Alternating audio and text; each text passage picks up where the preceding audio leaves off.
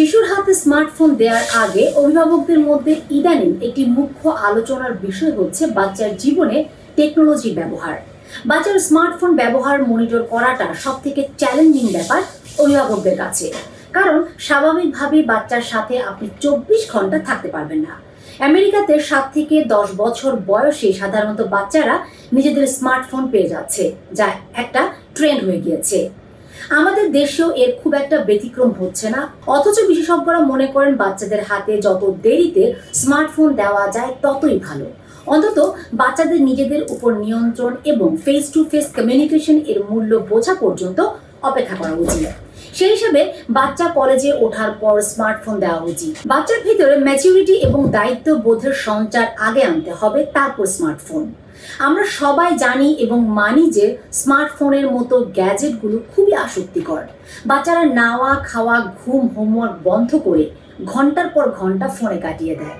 যদিও স্মার্টফোনের মাধ্যমে বাচ্চারা অনেক কিছু শেখে, তারপরও এর খারাপ দিকগুলো অভিভাবকদের ভুলে গেলে চলবে না।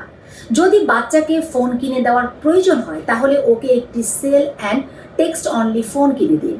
লেটেস্ট মডেলের ফোন থেকে বেশি গুরুত্বপূর্ণ হচ্ছে কিড ফ্রেন্ডলি স্মার্টফোন কিনে দেওয়া। দেখে কিনুন যাতে ফোনে প্যারেন্টাল কন্ট্রোল ফিচার্স থাকে। ডাউনলোড করে নিন প্রয়োজনীয় সেফটি অ্যাপস, যেমন limited browsing, time uses tracking.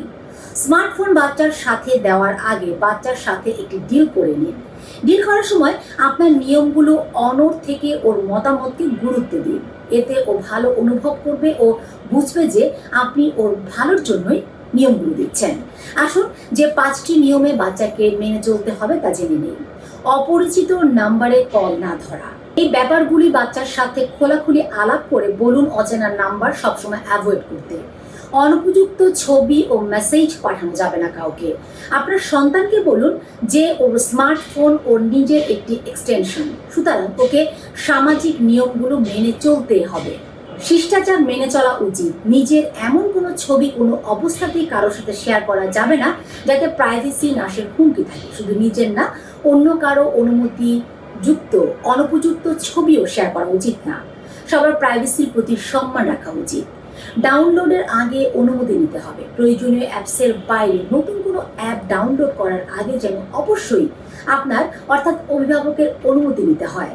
আপনি আগে অ্যাপটি নিজের ফোনে ডাউনলোড করে ব্যবহার করুন, তারপর বাচ্চাকে তার ফোনে ডাউনলোড করতে সহযোগিতা করুন। স্কুলে মোবাইল ফোন ব্যবহারের নিয়ম মেনে চলা। স্কুলে ফোন ব্যবহারের কিছু নিয়ম থাকে, সেগুলো অবশ্যই যেন বাচ্চা মেনে চলে। যেমন স্কুলে ফোন সাইলেন্ট রাখা বা বন্ধ রাখা বা ফোন জমা রাখা।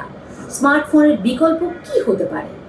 শিশুর জন্য স্মার্টফোনের বিকল্প হতে পারে ভালো ভালো গল্পের বই। বই পড়ার উপকারিতা অবশ্যই স্মার্টফোনের চেয়ে বেশি।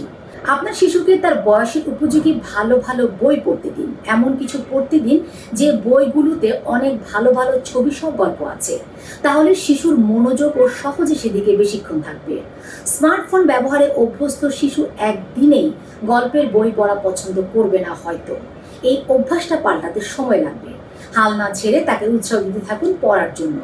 আবার একই সাথে তাকে গল্পের বই পড়তে বলে আপনি যদি সারাক্ষণ ফোন হাতে নিয়ে বসে থাকেন তাহলে সে এই অভ্যাস ছাড়বে না। আপনিও দিনের একটি নির্দিষ্ট সময় ফোন আর কম্পিউটারের কাজগুলো সেরে ফেলুন। তার সামনে বই পড়ার অভ্যাস করুন।